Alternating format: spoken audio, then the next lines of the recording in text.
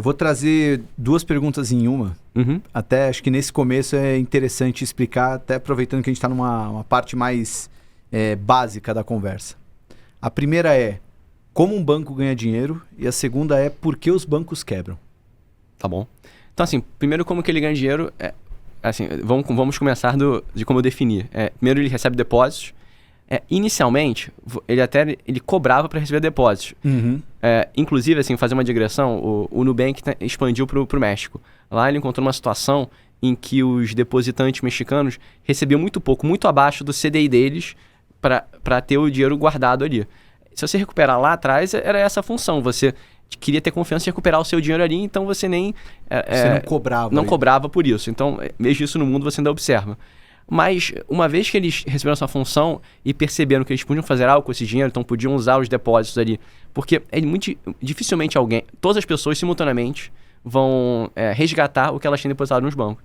Então, isso gera uma liquidez empossada que pode ser usada de uma maneira até bem produtiva. Uhum. Como mencionei, imagina um banco que dá uma linha de financiamento para um lojista que quer abrir a segunda loja dele e está tendo sucesso. Isso promove o desenvolvimento econômico. Ou mesmo um banco que faz financiamento de longo prazo para algum projeto de infraestrutura no país. Assim, tem efeito positivo de você usar o que são depósitos bancários para estimular ainda mais o crescimento econômico. Uhum. Então, ele vai ganhar especialmente, na definição do banco, pessoal, receita vai ser essa diferença de taxa do que ele vai cobrar nos ativos, nos financiamentos, nos investimentos que ele faz, e o que ele vai remunerar os passivos, os depósitos, certo, e os financiamentos que ele pega. Então, assim, basicamente, a gente deixa o dinheiro do banco e recebe uma taxa por isso, e o banco pega esse dinheiro e empresta para outras pessoas, cobrando uma taxa maior do que ele paga.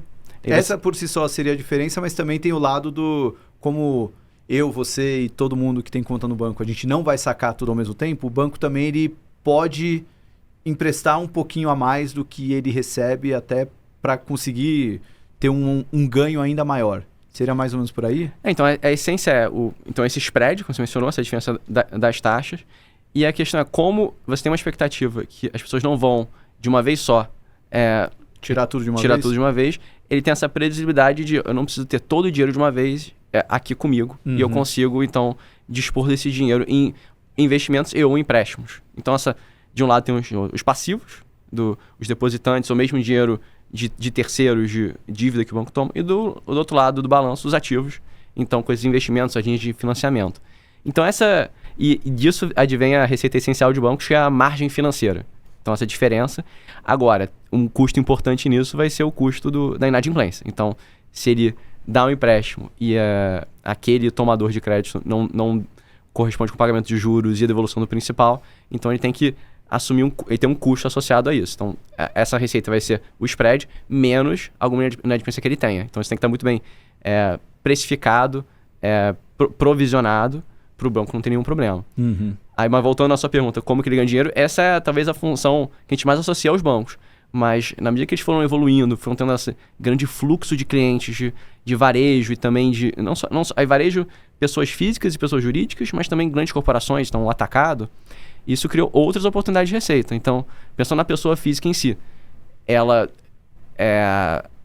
consegue dos bancos serviços adicionais. Então, ela vai usar para transações, vai fazer transferências, ela vai usar um cartão de crédito, ela vai contratar seguros, ela pode contratar um consórcio, título de capitalização. Isso são produtos diferentes, produtos de investimentos que os bancos podem oferecer para esses clientes e a partir dos quais ele ofere outras receitas. Uhum. Análogo para empresas que podem terceirizar a parte de gestão de caixa para os bancos. Pensando nas grandes corporações, podem precisar dos bancos para captar dinheiro no mercado, seja uma captação de dinheiro dos acionistas, então num IPO ou num follow-on, ou mesmo de dívida, emitir uma debênture, algum outro tipo de instrumento. Então, para cada um desses serviços de intermediação, o banco também vai recolher algum tipo de taxa. Então, dessa função muito simples, ele gerou um efeito tão poderoso de escala e de presença que os bancos conseguem uma coleção de outras receitas, além dessa inicial. Porque assim, ele é um ponto de conexão. Talvez hoje, a gente vai chegar mais no cenário hoje, mas antes a principalidade era muito maior, né? As pessoas em média, não tinham tantas contas em banco, tinha em 1, 2, no máximo 3. Então, era um ponto de conexão muito forte com, talvez, a parte do corpo mais sensível, né? Que é o dinheiro. Então, tá todo o dinheiro lá. Pô, então, se eu vou contratar um seguro, já vou pegar aqui do banco. Se eu vou viajar, fazer um seguro viagem, comprar dólar, enfim... Tudo ele acaba já tendo essa facilidade e voltando para aquela palavrinha-chave, né? A confiança. Então, ali ele confia que o que ele comprou, o que ele contratou, de fato vai estar ali com ele. E o banco acaba tendo toda essa conexão, né? E tem a leitura de quanto dinheiro essa pessoa tem, o que ela gasta, o que ela consome, o que eu posso oferecer para ela, quanto que eu tenho que cobrar de empréstimo para esse tipo de pessoa, porque já vi que não pagou ali e tal. Então, é toda essa inteligência que acabava jogando a favor dos bancos para criar novos serviços e rentabilizar ainda mais, né? Não só pelo empréstimo por si só. Não, perfeito. Essa palavra realmente é chave, a principalidade. Tanto que o objetivo de, fazendo um pulo aqui na conversa, desses entrantes no mercado hoje, é buscar a principalidade dos clientes, que antes estavam nos grandes bancos, Itaú, Bradesco, Banco do Brasil, assim, todos esses que nós conhecemos, Caixa. E nem todos estão conseguindo, mas esse é o foco. É de conseguir que cada vez mais eles recebam o salário deles nesses bancos, que eles usem o cartão de crédito, de débito desses bancos, que eles usem todos esses produtos que a gente mencionou, investimentos, seguros, consórcios, tudo seja no banco, que aí, como você mencionou, você tendo essa conexão tão forte, você consegue entender melhor o perfil do cliente, e aí, tendo a transacionalidade, você tem menos risco dele te preterir a outro banco. Isso é uma questão especialmente em cartões. Se você está usando seu cartão de crédito e mensalmente, você planeja continuar assim, você tem um interesse menor em não pagar a sua fatura ou mesmo o crédito que você toma em cima de faturas não pagas anteriores. Você mira continuar com aquele banco. Então, o banco tem a principalidade sua. Agora, se é uma relação menos forte, você pode simplesmente trocar e a gente volta depois nesse assunto, imagino. Isso acontece muitas vezes com essa grande oferta de cartões, você ter tido também um aumento de inadimplência em vários que foram oferecidos. E só a principalidade seria o termo para o seu banco principal ali, né? Eu pelo menos tenho várias contas em banco, mas tem um lá que eu recebo salário, eu tenho meus investimentos, então acaba ficando o principal ali. O que concentra o engajamento, talvez de outra forma. E agora a outra parte da pergunta. Como é que bancos quebram? Porque do jeito que a gente falou com o banco ganhar dinheiro, parece que é muito fácil ter um banco, então, né? Se você constrói um banco, né? Como é que eles quebram? Então, parte muito do que a gente já falou da questão da confiança. Vamos lá. Se no início todos os depósitos estavam parados no banco, e a gente já concluiu que já não é mais o caso hoje, o que acontece se todos os depositantes simultaneamente perdem confiança naquele banco e resolvem resgatar? E aí você cria uma situação que, primeiro que o banco não vai ter todo o dinheiro disponível para todos eles, e para gerar todo esse dinheiro ele vai precisar provavelmente liquidar o que ele tiver de ativos no mais rápido possível, e quanto mais rápido você quer vender alguma coisa, quem já tentou vender rápido, um carro, um imóvel, algum outro tipo de dinheiro, vai ter que vender mais barato. Mais barato. Então se desbalanceia, porque, vamos lá, pensando de novo no balanço de um banco, ativos e passivos. Ativos são direitos que você tem e passivos são deveres. Os deveres são dados. Então, você tem aquele compromisso, você vai ter que pagar aquele valor. Os seus direitos são um pouco mais abstratos o que você vai obter deles. De novo, você pode ter dado um empréstimo e não recuperar. Você pode ter feito um investimento que não dá tão certo. Você pode ter ativos, um direito que não é monetário, que é um direito para um crédito tributário.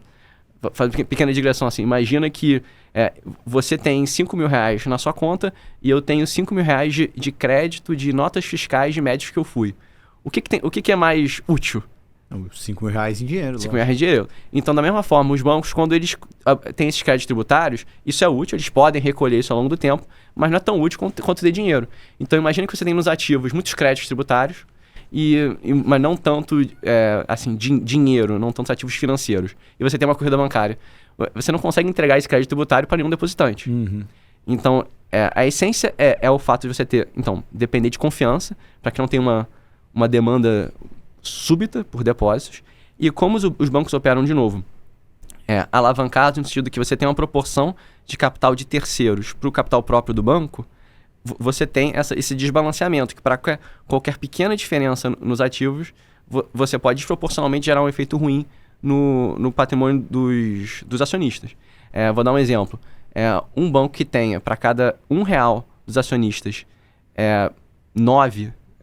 10 de passivos, imagina que você tem uma variação de apenas 1% no valor dos ativos, se você precificou errado.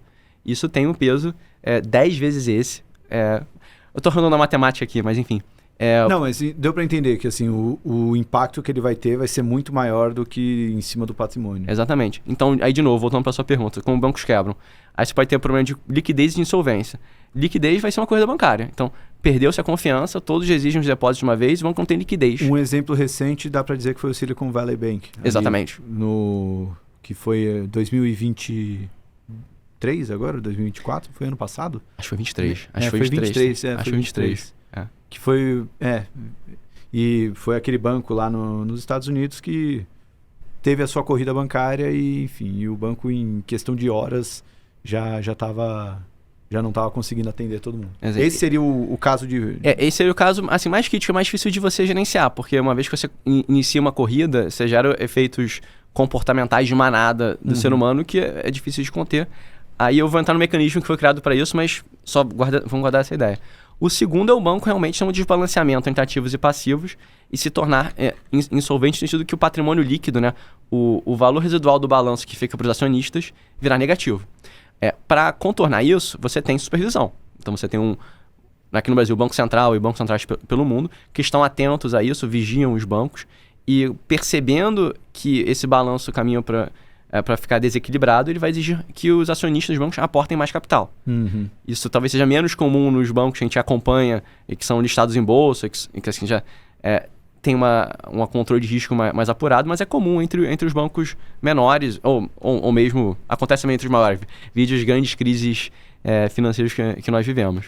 Mas para ter um risco de solvência, é quase como regra o banco ter que operar muito alavancado, certo? Ou é possível um banco não alavancado... Porque ele precisa perder uma quantidade que vai acabar virando o patrimônio dele para negativo. Assim, acho que a alavancagem potencializa, mas se o banco alocou mal o dinheiro, a liquidez que ele tinha, o depósito, ou como os recursos que ele captou de terceiros, quaisquer que sejam eles, isso por si só pode... Como qualquer empresa. Vamos lá. Uma empresa captou dinheiro dos acionistas e captou dinheiro de credores. E ela investiu mal, o negócio não é rentável, ela também se torna insolvente. Uhum. O que acontece é que nos bancos, assim, o conceito de resultado operacional, resultado financeiro, tudo isso se mistura. Para quem é mais versado em métricas financeiras de análise de empresas, em bancos você não fala de EBITDA. Sim. Não tem o banco não tem lá, quando vai apresentar não aparece lá receita líquida, EBITDA. Você não fala de dívida líquida. O que é dívida líquida? O que é capital de giro? Capital de giro é dívida líquida no banco, são ativos financeiros, é tudo muito fungível. Então, isso se mistura muito. Isso já revela uma capacidade do banco, revela, é forte, mas já incita a interpretação de que os bancos têm uma capacidade superior à média de se alavancarem. Uhum. Aí por quê? Porque o que uma empresa pode fazer para captar o dinheiro que não é dos seus acionistas? Pode captar dívida. O banco tem isso e tem os depósitos. Os depósitos podem ser à vista ou remunerados. Uhum. Então, o depósito à vista é o melhor dos mundos dos bancos, né? Que você não precisa pagar nada. Basicamente o seu cliente confiando que o dinheiro está ali para ele usar naquele dia. E o banco pode estar usando esse dinheiro assim, diariamente, de alguma forma. O remunerado é outra história. Além disso, você tem também captações de mais longo prazo, além de depósitos em si, tem letras financeiras, assim, outras formas.